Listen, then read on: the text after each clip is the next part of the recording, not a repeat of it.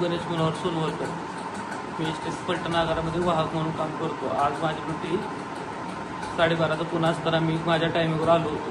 तरी सुखदेव ऐंगळे येते इन्चार्जाने मला जाणून बुजून ड्रायव्हर माझा चेंज करून माझ्या अंगावर धावून आला. मला आईवरून मला शिव्या दिल्या.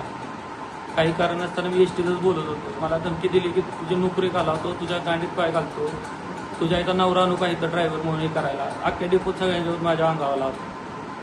मागच्या 2 वर्षापूर्वी पण त्यांना 3 वर्षापासून मला त्रास होत आहे. 2 वर्षापूर्वी त्याच्यावर पोलीस ही केस गोष्ट तुमच्या बाबतीत घडते का इतरांबाबतीत सगळ्यांबाबतीत घडते. ऑल डेपोला त्रास देतोय. लेडीज बघत नाही, कोणाला सुद्धा बघत नाही.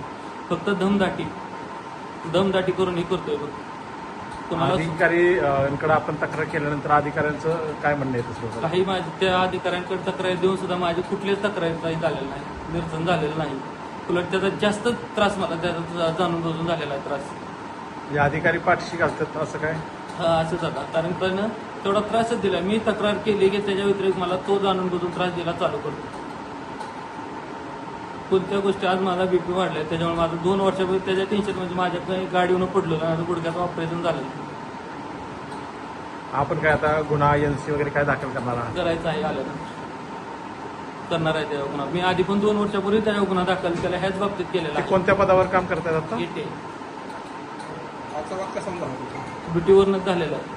त्यानं जाणून बुजून फक्त मी दिसलो ना की मला काय करतो, माझा ड्रायव्हर उचलायचा दुसरीकडे फिरवायचा आणि परत दाखवायचं हे एसटीच्या नियमाने फिरवतोय, खालीवर ड्रायव्हर करतोय, तो फक्त मलाच करतो. आधी कल्पना न देता तो कंडक्टरला जाऊन सांगेल. म्हणजे आम्ही 2-2 तास डेपो देऊन थांबतोय. आम्ही 5 मिनिटं इकडे तिकडे काय झालं नाही झालं की लगेच अधिकाऱ्यांना फोन करून सांगतोय हा लेट आला, ही झाला. परत आमच्या ड्युटी असल्या की फोन करून सांगायचं गाडी देणार ह्याला गाडी देऊ नका तसाच हे करून ठेवा. 2-2 तास डेपोत गाड्या बसल्या तर देणे बनगड कधी ना हा असला की.